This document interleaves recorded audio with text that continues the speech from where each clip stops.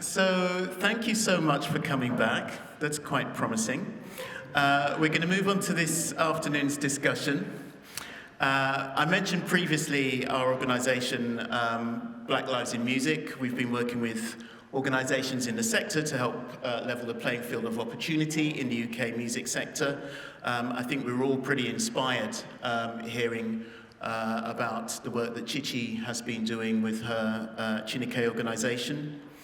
In terms of our work, it involves supporting organisations to increase representation at all levels and to drive inclusive culture. We also do a lot of work with data. This involves gathering insight from people through surveys that we carry out and using that data to inform the reports we write. In our report of 2021, titled Being Black in the UK Music Industry, we learned about the challenges and experiences of black and global majority individuals negotiating a career path in the UK music sector. It makes for fascinating reading, and of course I would say that because we produced that report, but seriously, I urge you to download it from our website. It's blim.org.uk. It's free to do so. So to discuss with me some of those challenges for black and global majority creatives and industry professionals in the classical music sector, I'm joined by five brilliant individuals with me here today. Our stellar lineup of guests are here courtesy of that irresistible pull of either the coffee, the tea, or just this building, the Konzerthaus here in Berlin. So from the UK, we are joined by Elise Brown. You're not a doctor or anything.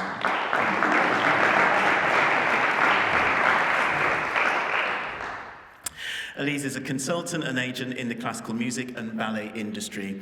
She has a 20-year career spanning work in the arts, music and entertainment business, working with artists from Pulitzer Prize-winning opera composer Anthony Davis to recent US #1 album trumpeter Etienne Charles. Elise combines her interest in culture and the arts with a desire to assist her immediate and wider community. As well as spearheading her own voluntary initiatives, she is on the board of several national organisations in the UK and is the founder and chair of Mama Haven. It's a charity she created to address socio-economic barriers amongst women. Joining us all the way from Austria is violist Lena Fankhauser. Lena is truly a person of the world. She's of Trinidadian Swiss heritage, born in Canada, and attended the Yehudi Menuhin School in England before going on to the Young Artist program at the Cleveland Institute of Music in the USA. Lena has toured worldwide across numerous genres and has played in various orchestras, including the Vienna State Opera and Vienna Philharmonic. While we won't have the pleasure of hearing her on the concert platform tonight, Lena is the principal violist of UK-based Chineke Orchestra.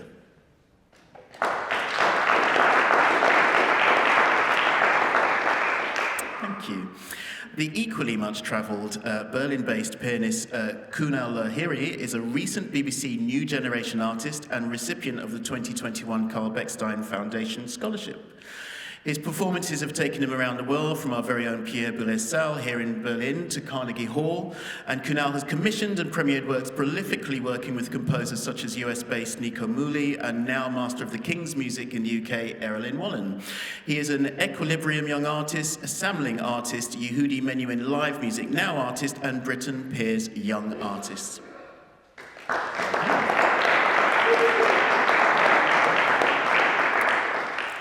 We've had two doctors, and we now move to Professor Andrea Tober. Andrea Tober is rector of the renowned Hans Eisler School of Music here in Berlin. She's enjoyed a fascinating career in the industry as a musician, a music educator, and cultural manager at a host of cultural and educational institutions. Her stellar career includes a previous position as head of the Berlin Philharmonic Orchestra's education program, a position she held for some 10 years. Welcome to Andrea.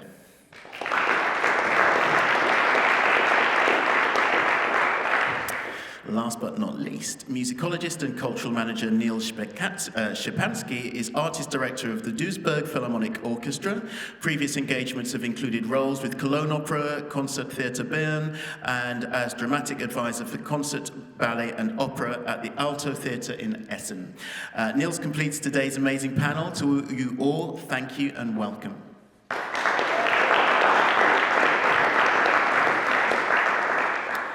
very interesting when you introduce people, because you can see them sitting there. Going, did I do that? Was that me?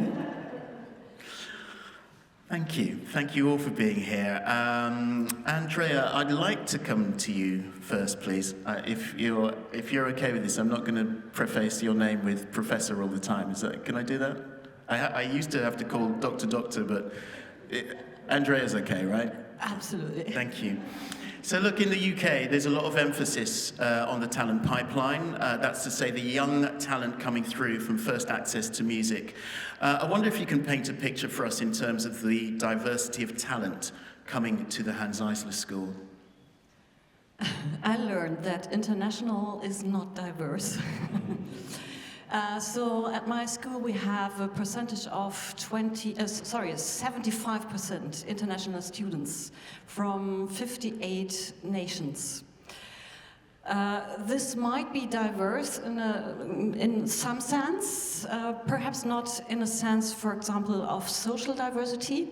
Social backgrounds might be different, cultural backgrounds are different, but in a way we have, as you say, BIPoC people. We have some, but... That's good.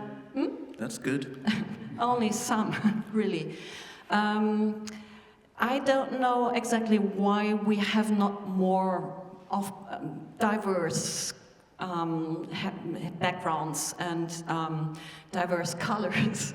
We have a huge amount of Asian students. We have a huge amount of European students. And I think no one from Africa. We have some from America, South America, some.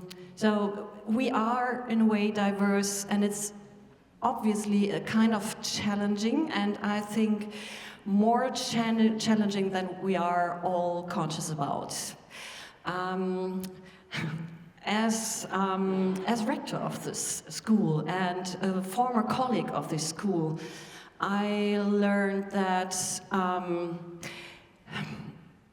the institution lives from a kind of understanding of quality and a kind of having criteria to define what quality is and to select the right students during the auditions.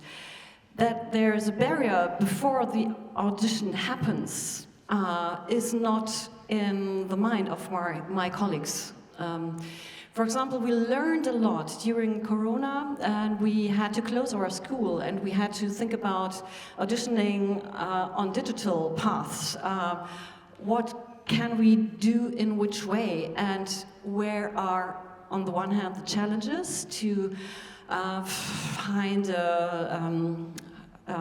the right person via video, but where are the opportunities and big chances to leave the barrier of traveling to Germany and to spend costs for the travel and the hosting here? What are the challenges to get other people, other students encouraged to apply for a position in our university? So we returned, halfway. We have a first step on a digital application level, and the second is we invite a small amount of people to come to Berlin for auditioning. And we had, for example, one student from Venezuela who couldn't afford the flight costs. And he asked my former colleague, the former rector, for help. And we then could organize and ask our board to spend some money for the student to come to the audition. So there are so many reasons of being an exclusive and not including institution. And it takes a long time to change the mindsets, to be aware of unconscious bias, to be aware of really more objective criteria of selecting people. And honestly, our professors are more or less unconscious about what they are judging about. Am I clear, more or less? Yeah? Yeah, that's so.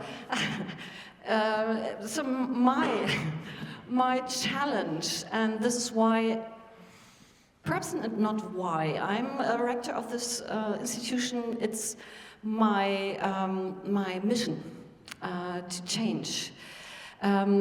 I was very clear that is my mission. I'm not very clear if they are aware of what does it mean for them.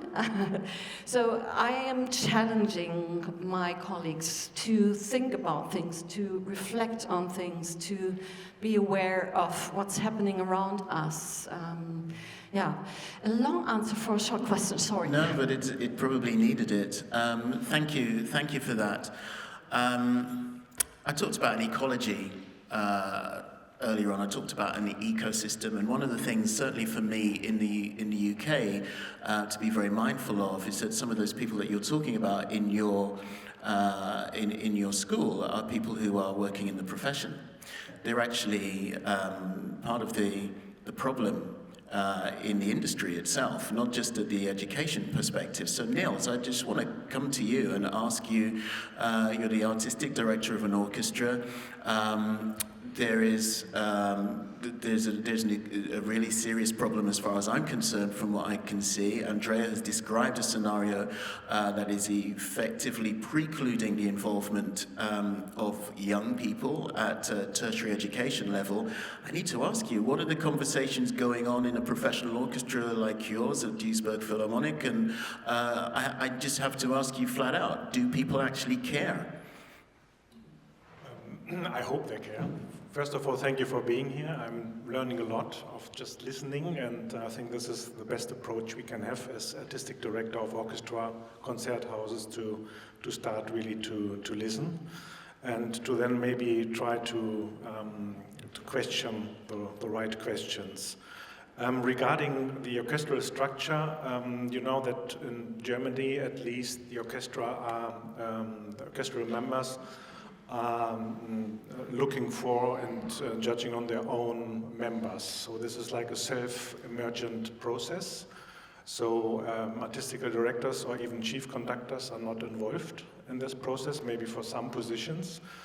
And the question of how this invitation system works, how like students from music schools, universities, with or without a master or without or with any experiences in a musical academy or orchestral academy are invited when there's like a post free in the orchestra is a huge question.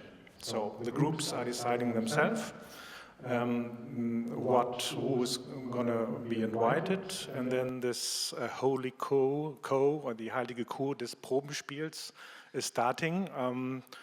And which is like, there are always certain differences between the houses and the orchestras, but at the beginning should be anonymously done, so the first round. But the pre-round is not anonymously done because people are just writing their curriculars, and so there's like kind of sorting out.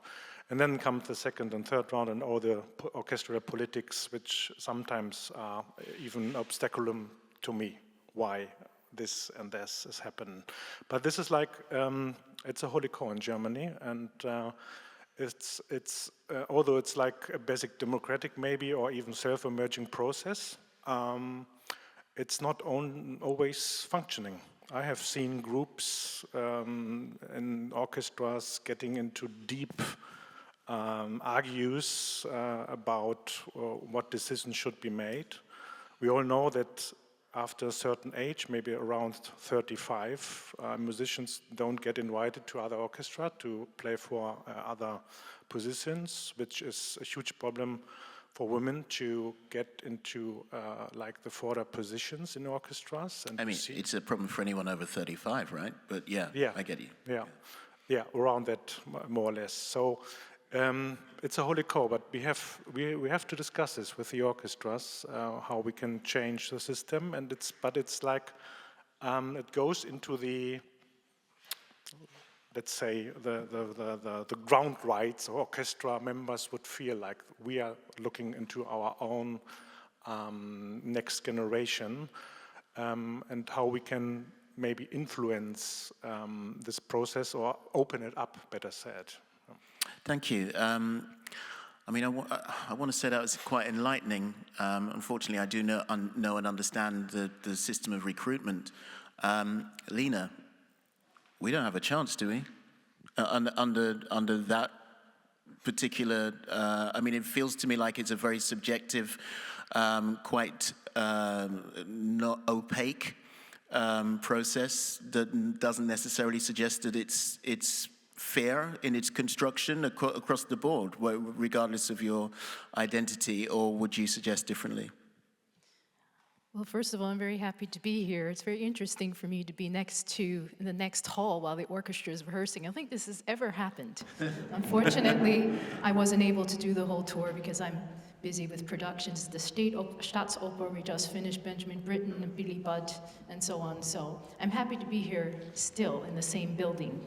So with that little reference, I'm a positive thinker, and I believe that, as you were saying before, as we do know the systems that are in place. We see them as well in other areas in the world, in US, for example, I'm sure. And those who have not heard of the Sphinx organization, please look it up. They also have conferences yearly. It's very informative. And what I've also observed, as you know, recently becoming a member of the Advisory Council of the London Philharmonic and as well the Diversity and Inclusion Committee. We have many meetings about this topic. I've only been involved for about half a year, and it's fascinating to see behind the scenes also statistically what happens, what has happened, and how orchestras are looking in the future to change things. Also with some very clear policy making and integral pieces of information that we've also received from you, Roger. As far as exactly about this topic, auditioning process, how do we get people who look like me to turn up? That's the first issue. And then it's always about quality first, and it should not matter. And I will say that, and I will always say that it should not matter than what you look like.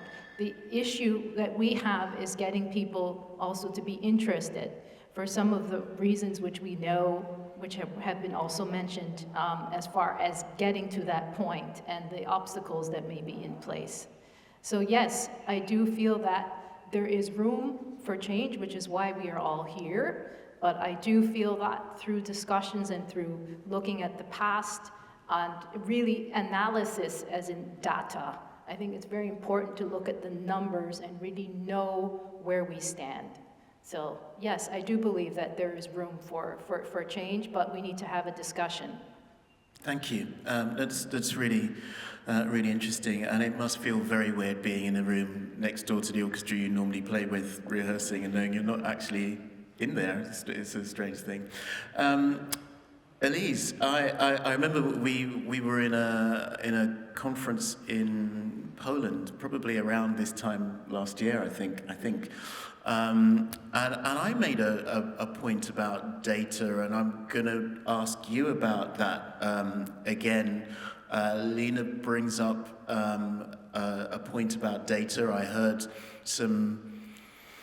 I came out with some startling statistics about representation in conservatoires and orchestras in the USA and in UK. Is data a driver for change? I think data is interesting. I mean, we can use my specific data. I'm the only person that looks like me that does what I do in the world.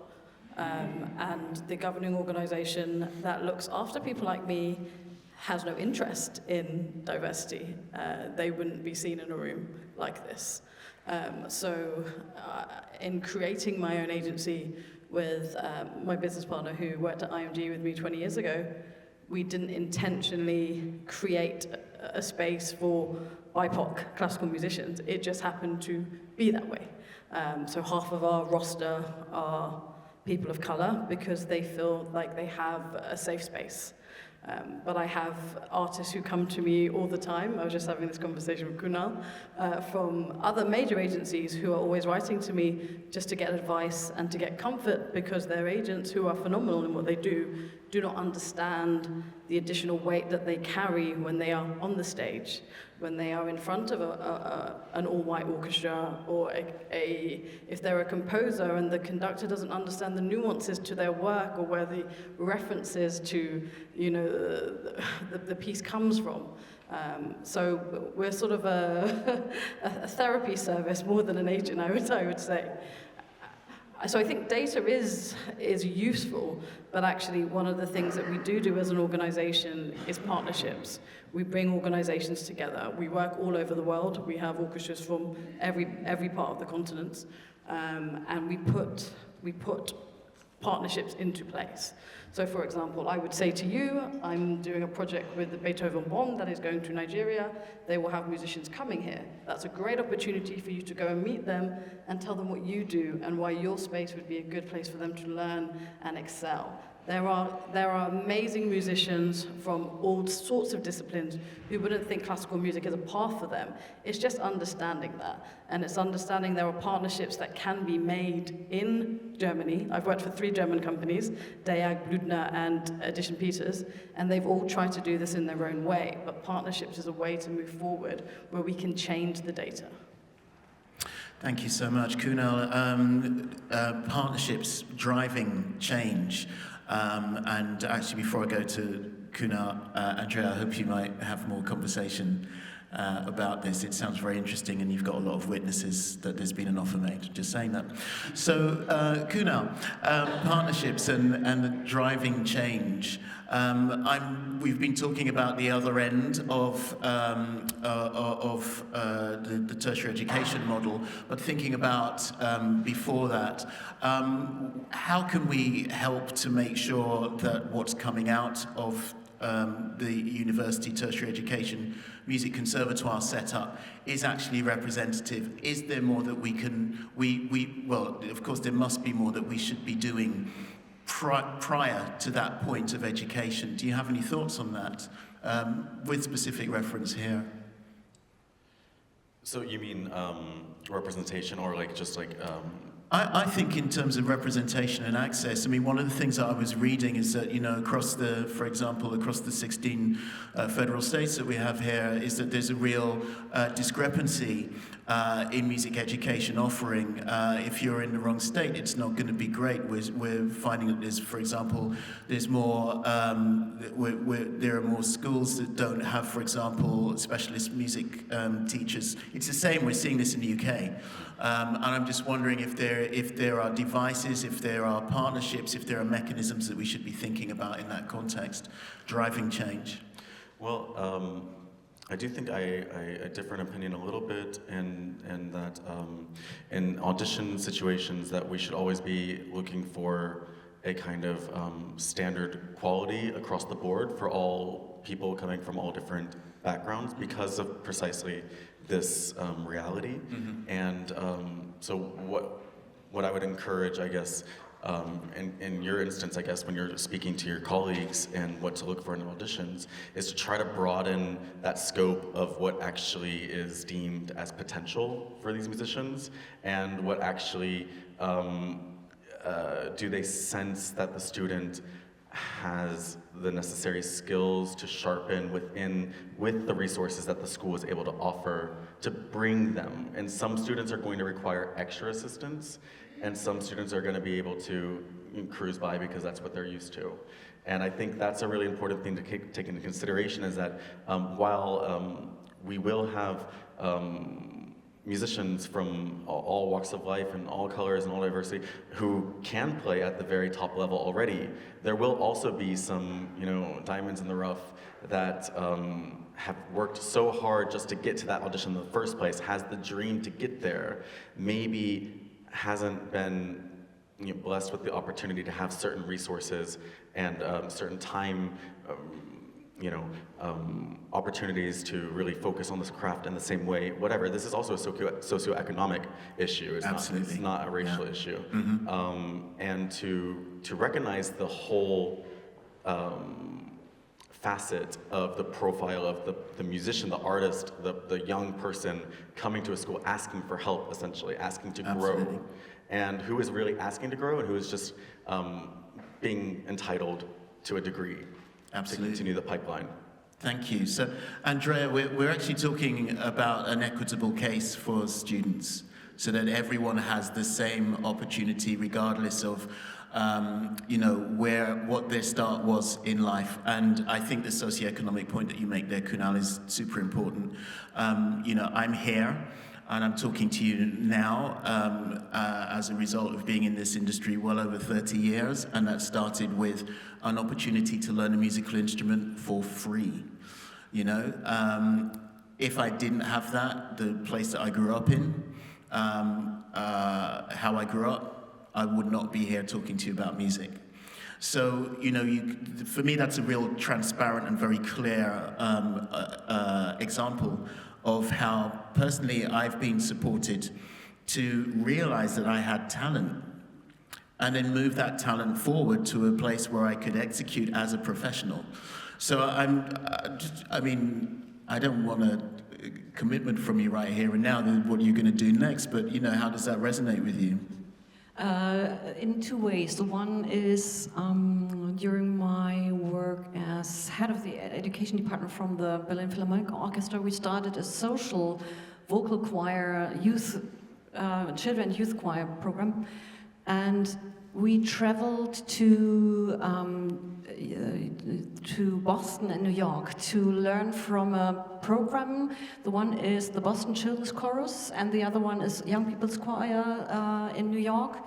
The one was the artistic director Anthony Trisha-King. I don't know if you know him. No. Yes. Okay. And in New York, Francisco Nunez, both BIPoC, and we had some time to observe and to talk, and I learned a lot.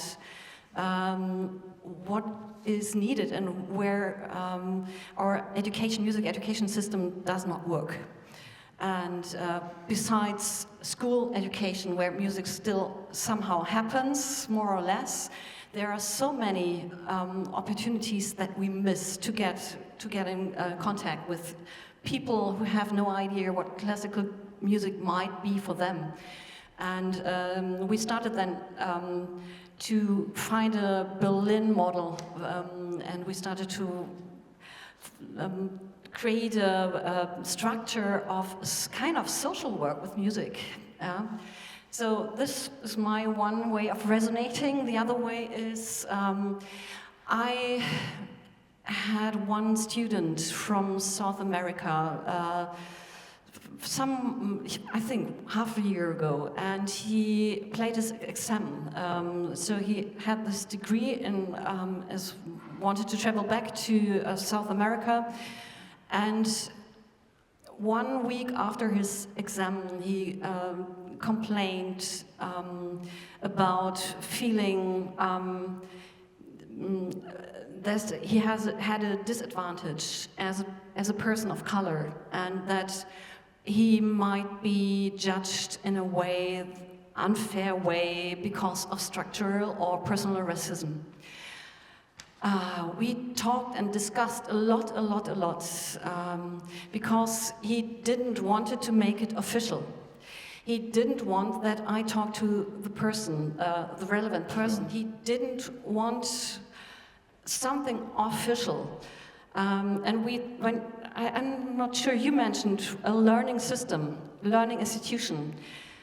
We must become a learning institution. We need the opportunity to learn. We need the complaints. It's bad, but we need them to make clear there is high pressure, and we have all the responsibility in each moment to think about, is it okay or not okay from both perspectives? And the jury, so he told me, had only quality aspects, yeah, but still he thought it's not fair. And I had no chance. I was not allowed. And this is where I only can say I have to encourage all the students to talk and to say out loud where racism happens. We need this, but still, classical music is such a small niche, such a small family, and his fear was, I will meet this guy again. Oh yeah. And perhaps I will have disadvantages in my professional career, in any other points, don't know. To offer a safe space in a way, but to be very open and to be very clear is a big challenge for us as institutions to deal with this. Yeah. On that point, I just wanted to ask Lina and Kunal. I mean, you both have a range of international experience in terms of education and performance. And, you know, in terms of, you know, personalities, identities, there is intersectionality in terms of your personalities. And I just wonder, how safe do you think these spaces are for people with different identities? And is this an additional reason as to why we're not seeing that better representation? You know, again, I'm just going to throw it out there, and you know, it was a few years ago. It wasn't that many years ago when I was at music college. It was a few years ago.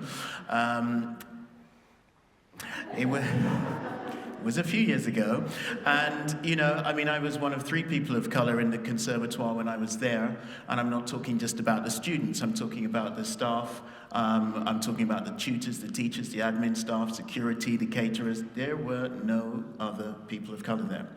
And you know, I spent 4 years to the point where I didn't do any socials with students, and I didn't turn up to my graduation. I did graduate, but I did. So, but I just didn't feel like this was a place that I wanted to be. And I'd spent 4 years with people, to be honest with you, who I felt were causing me quite a lot of trauma, which I've only revisited probably in the last few years of talking about stuff. So I'm really interested to hear from you both as to your thoughts on this. I went to Hans Eisler for my master's in Liedgestaltung, and I graduated in 2019, which was a very good time to finish school. Yeah. And it's interesting because what Elise was mentioning and maybe recommending is that when this Nigerian musical ensemble comes to Berlin, for you to have a talk with them and say why the school would be so great for them to study at, but then I would have to question, is the school the right place for them to study at? Right. And in order to answer that question, we have to not just pick apart maybe the audition process or maybe even the unconscious bias of the professors, but we also have to pick apart precisely what about the space is not safe. And for example, I mean, I know from my personal experience, and this is a very specific example, but I've been hearing the same story even a few weeks ago, that there is a receptionist at the school that is extremely xenophobic and extremely rude to any international students, and especially if they don't speak German. So you have a Nigerian student that's coming for their first year in a completely different culture, and then all of a sudden they're not giving somebody's not giving them their key and ridiculing them for their pronunciation. How are they supposed to feel safe in that kind of environment? How are people supposed to feel safe in an environment when we don't see anybody representing them at the higher level, when there's no professor of color, besides from Asia, but otherwise no other diversity in the musicians, and there are musicians of professor quality. Maybe they don't want to come to Berlin. We can also talk about Berlin as a city and how it's not really necessarily very receptive to true diversity, such as Paris or London or New York, etc. So we have to also examine, I mean, it's great to have a lot of different people into our space, but that is an added responsibility. You took them out of their home and put them there under the premise that they were going to be safe and be able to learn. You have to then hold yourself accountable to carry that through for their education, and that's a big responsibility. Thank you, Lina. Well said. I can relate to this on so many levels. It's incredible. Nice to meet you, by the way. Where do I even start?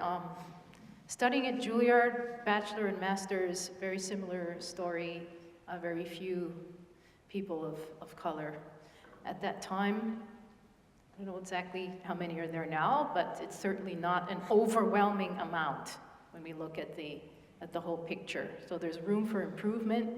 I've gotten this question so often, how did you end up in Austria? Well, it's interesting. First, in Salzburg, I played Kamerad to Salzburg for 5 years, actually, through Professor Thomas Riebel, the Mozarteum postgraduate. And thought, okay, Salzburg is a little bit small-ish. Let's go to Vienna. And so many of my colleagues, American ones, Canadian ones, say, Lena, how are you still there? How are things going? You know, learning the language, like you mentioned, the barrier, the fear of getting on a plane and going somewhere which to many seems so unfamiliar. So it's not just about going to a great school or joining a great orchestra, but it's just that uncomfortableness and being able to have the courage to already make the first step. And I think that is a big barrier in a lot of cases, is just the first step, and then also having the strength. Because whether you're at school or you're in an orchestra, I won't mention any names, but a major Viennese orchestra, which I'm now playing with, I am the only one that looks like me, always. So, how do you deal with that? You can either see that as a hindrance, or you can accept it. And you can just say, this is the beginning. This is the beginning where we're on a path. Mm-hmm. But it takes a certain type of personality, it takes a certain amount of strength. It takes a certain amount of, I guess also one can say, sort of psychological being and well-being and mental health and all of these things that affects someone's, how they feel in a space. And I think that is, as you were talking about with the school and the situation with the Nigerian students, that is a huge part of it. So the institutions, the orchestras, for a lot of people, it's beyond the instrument. The instrument is part of us, this is what we do, but there are so many factors and things that we have to deal with on a daily basis. Just showing up to work, that's enough, you know, that's already a thing. Yeah, I used to call that a success, you know. I did, when I was going to college, every day I went there and I came back, that was a success for me. Because it, you know, like for everyone else, it's just the every day. You just go and you just do it. But I actually came out of those 4 years. I can't believe I got through those 4 years and then carried on in the same industry. I was really glutton for punishment. And 20 odd years later, it took me that long before I left. But you know, you really do have to think about this in the context of your own resilience to be able to get through these experiences. And Elise, I mean, for me, you have as you've already said, a number of artists who are people of color working with you. Of course, this concern goes as far as artists that you're managing and working with. What kind of support can be given to people in who are having to experience just everything that Lena's mentioned, Kunal's mentioned, and the experiences that I've had? How do we support people in these scenarios? Yeah, I actually really take on board what Kunal said, and actually that's one of the reasons why we have partnerships with every single conservatoire in the UK. We run creative clinics where staff, alumni, and students can book, you know, up to 40 minutes and spend time with us and work through a project or just kind of what they want to do with their career, and they know that there's somebody of color who they can do that with, because you know when that third year comes, that final concert, mm-hmm. you have every major agent around who's just going to pick them up regardless of color because they see they're going to make some money. For me, I see a person, and I see it deeper than that. I think I was very lucky in that I had a role model. My parents came from the Caribbean. My mum's Indian, my dad's black, and they were always in spaces where they were the only people of colour. My childhood was driving from London to Olmod, which is a small village in Hungary where our neighbours lived. We did that every summer from the age of 5, where we were the only people of colour in the whole of that, you know, so I grew up learning Hungarian and being the only person of colour always. I went to university, they wrote "Get Out, N-word" on my road, and one of the most racist killings in the whole of the UK happened in my 3rd year. I'm now a guest lecturer at that university. So I put myself in spaces where it is uncomfortable, but so there is presence. So there is someone of colour for students, because I understand this. I understand it on a deeper level. I have some of the most amazing artists in the world, and the trauma that they have got to go there is more than you can ever know. You know, we opened Malcolm X, the opera at the Met, 6 nights, sold out, and I cried on opening night because I've never been in an audience full of 80% brown people in my entire 20 years career. And my artist, who's in his 70s, also did. It was monumental, but it came probably about 50 years late, but it happened. You know, there's so much trauma about just being present and being a role model. But I ask you, those in the audience, you know, how many of you have people of colour who work for you or who are on your board even? That's where you start. That's one of the things that we do as an organisation. We diversify boards, because when you diversify boards, you're diversifying your income, where you're getting your funding from, where you're getting your private donations from, where you're getting your thoughts from, where you're getting your communities from. You have to think bigger than that. Thank you. I really want you to think about those questions. I'm not going to put you on the spot now, but those are pretty important questions. I also feel a little bit inadequate because I think I'm the only one on this panel who only speaks one language. That's quite... I'm doing Duolingo, actually, but see you next year. Nils, we're hearing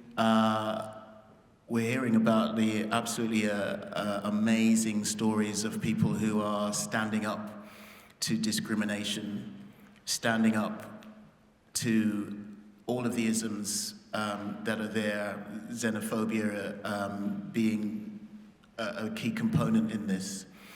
We have to do better at the orchestral level, right? We have to do better at the professional level.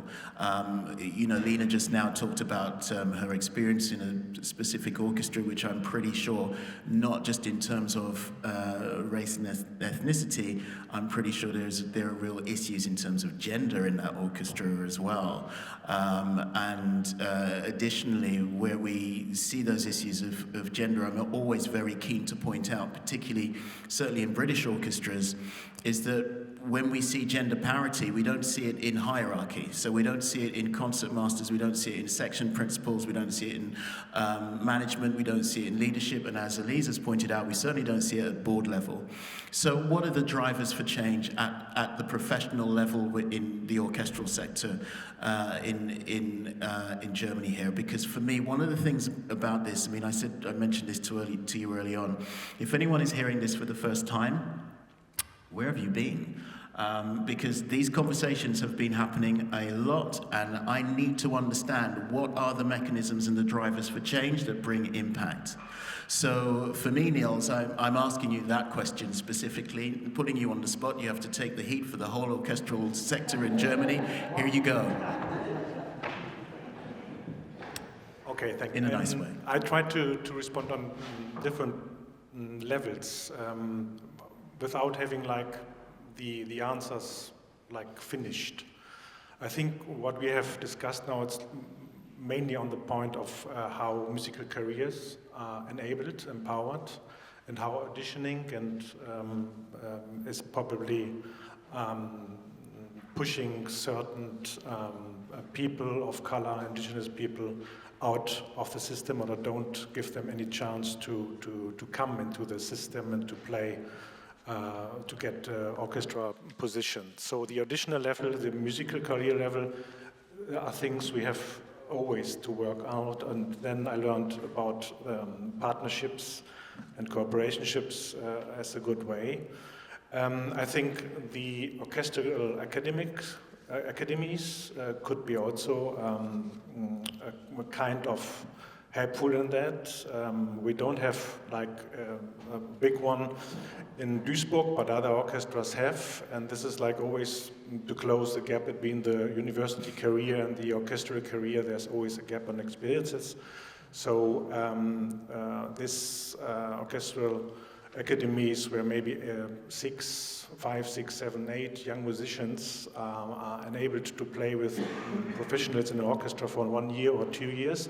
This could be a clue or a key role in opening up this audition process, which normally only depends on the audition which the orchestral members do.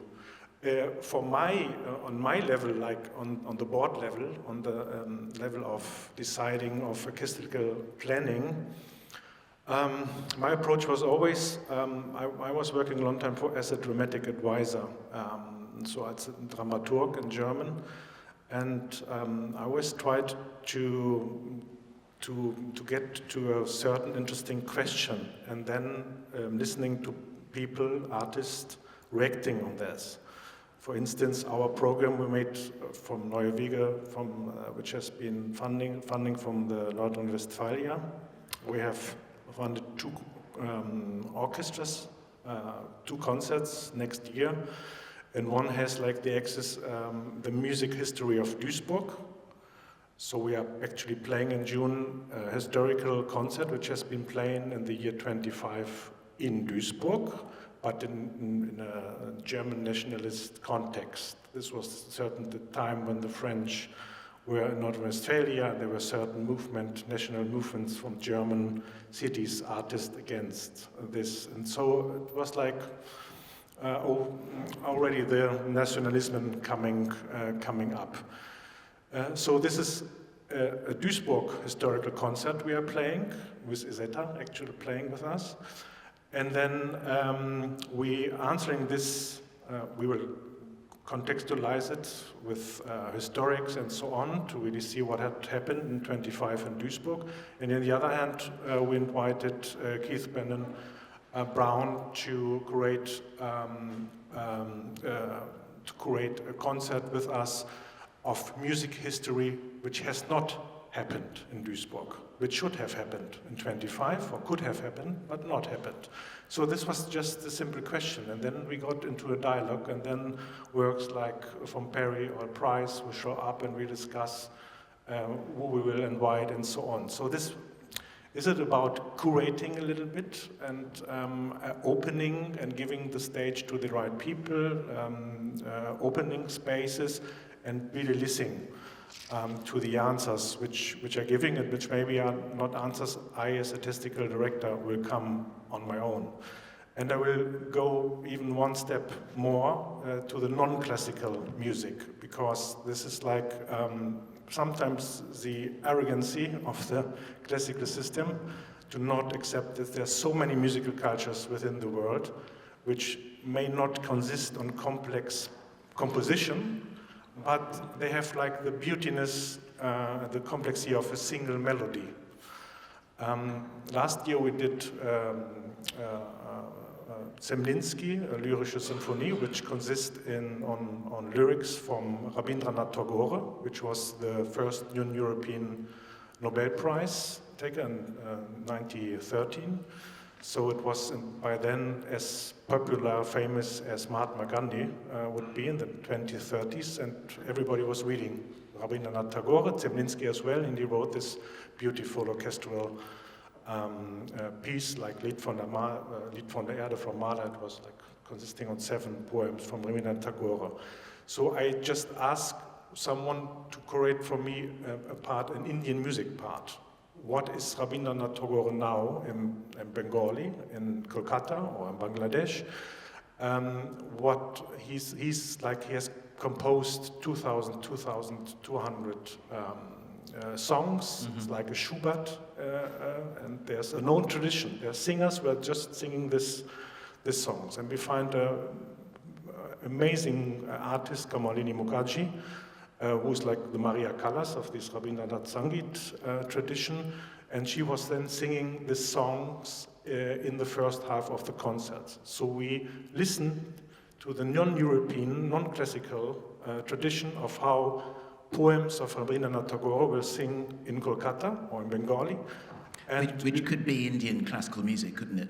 Yes, this is a part of it. It's like one part. I mean, this is like, there's no the Indian music. It's in itself, it's very diverse in itself. Sure.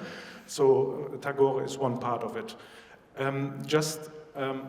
I would have not come to invite Indian musicians without questioning what means Rabindranath Tagore now in other musical culture or in his own cultural background. So, this is maybe a very easy approach, but just try to ask the right question and then really listen what comes back and so on. Thank you. I'm coming to find you in a minute to ask you questions, but before we do, Kunal, did you want to come back with any observations there from Niels? Well, I think you made the point that like just how people in the United States say America to represent the United States, we say classical music to represent Western classical music. And I think it's important to realize that all these other cultures have classical music themselves that is just as complex, just as rich, and requires just as much dedication. And so in a way, as much as I love the music that I specialize in and I want to share it with everybody, I also want to avoid being a missionary for my cause and to try to convince other cultures that my music is the most classical, or that the classical worth really dedicating extra time to, or and instead trying to find these parallels of where do our classicals intertwine to just become sounds, and what are the things that we can find common ground on. For example, I'm half Indian. I was raised in the United States. I didn't have much of an Indian cultural background growing up, but now I'm kind of refining it, going to India. I just did my first solo tour in India, where I did just entirely Western classical music in Western classical spaces.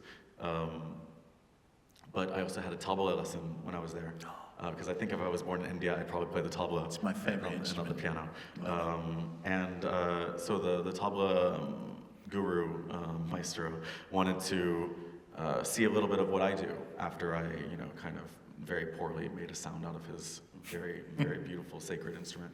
And I showed him a piece of Debussy that I had recorded, Les Joyeuses. And he listened to about 3 minutes.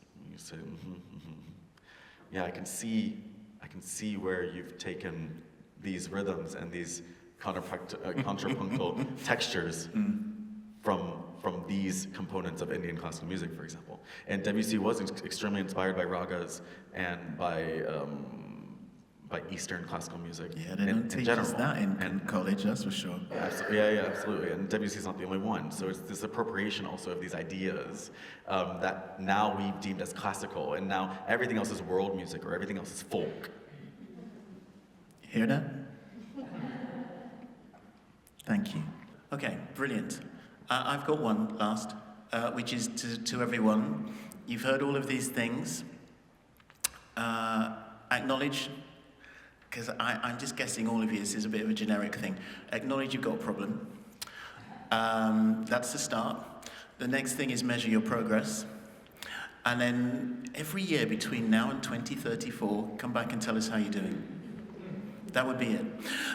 So thank you. That brings an end to today's discussion. And I really want to show very heartfelt thanks to Niels, Elise, Lena, Andrea, and Kunal for joining me today. And I look forward to seeing everyone at 5 p.m. For any of you who are really jazz musicians, that means 4:59. Okay? Too much coffee going on there. But yes, please will you show your appreciation for our panel. Thank you.